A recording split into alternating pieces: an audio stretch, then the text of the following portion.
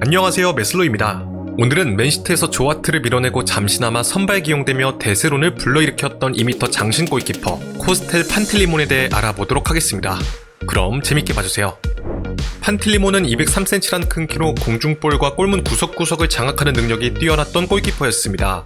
높은 무게중심으로 인해 민첩성은 다소 떨어졌지만 의외의 유연성과 길쭉한 팔로 이를 커버하며 한때 수준급의 골키퍼로 인정받았었는데요.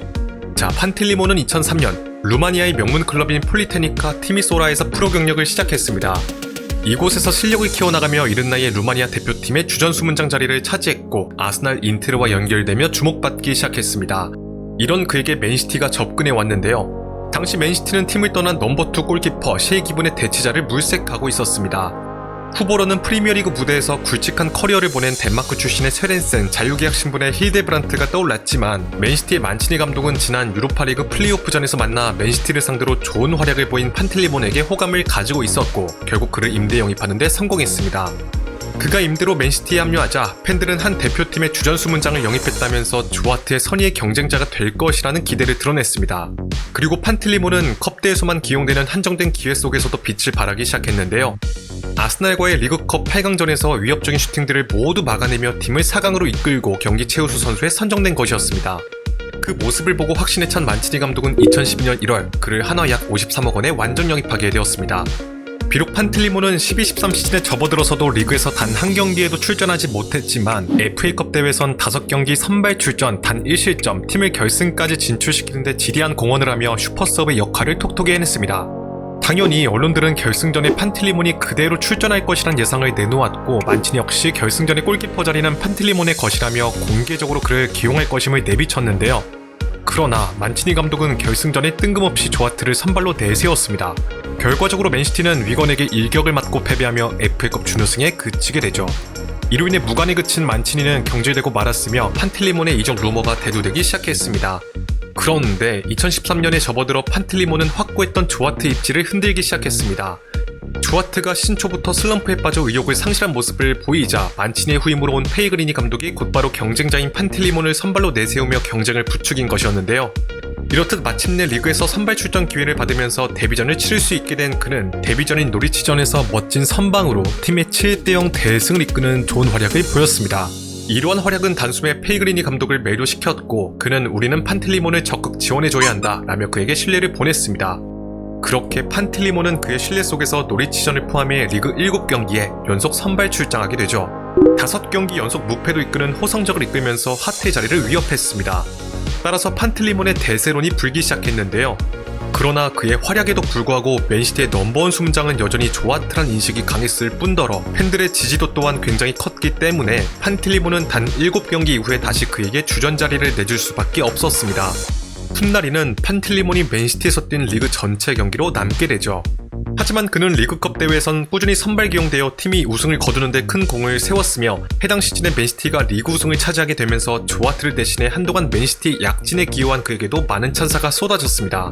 이렇듯 간헐적인 기회 속에서 큰 불만을 드러내지 않고 계속해서 좋은 경기력을 보여주자 맨시티 팬들은 그에게 미안함과 고마움을 드러내기도 했습니다. 자, 시간이 지나 2014년 줄곧 선발에 대한 열망을 드러내었던 판틸리몬은 계약이 종료된 맨시티를 떠나 거스포에시 이끄는 썬덜랜드로 이적했습니다. 당시 썬덜랜드엔 지난 시즌 주전 골키퍼로 기용된 비토 마노네, 어린 유망주 픽포드가 존재했는데요. 판틸리몬은 마노네를 제치고 넘버원 골키퍼 자리에 올라서는데 성공했습니다. 시즌 후반기에 접어들어 감독 교체가 한 차례 이뤄지는 썬덜랜드의 분위기가 좋지 않은 상황임에도 불구하고 꾸준하게 좋은 활약을 이어나갔죠. 아드보카트 감독이 지휘봉을 잡은 2015년 3월 이후 썬덜랜드가 8경기에서 3승 3무 2패를 거두는 팀의 상승세에 크게 기여했으며 그중 강등 결정전이었던 리그 37라운드 아스날전에서는 무려 8차례의 유효 슈팅을 모두 막아내면서 팀을 무승부로 이끌었습니다. 그렇게 썬덜랜드는 이 경기를 통해 강등권의 마지노선으로부터 승점 3점을 벌리는 데 성공하면서 감격적인 리그 잔류를 확정지을 수 있었습니다. 결과적으로 판틸리몬은 해당 시즌에 주목을 받은 데야, 쿠르투아보다 높은 78.4%의 선방률과 세이브 횟수를 기록하면서 크게 주목을 받았고 언론으로부터 머지않아 더 높은 단계 팀으로 갈 수 있는 가능성이 높다는 평가를 받기도 했는데요. 썬덜랜드의 공격수 저메인 데포는 판틸리몬이 썬덜랜드를 구한 주인공이라며 그의 노고를 인정하기도 했습니다. 그런데 15-16 시즌에 접어들자 상황이 바뀌었습니다.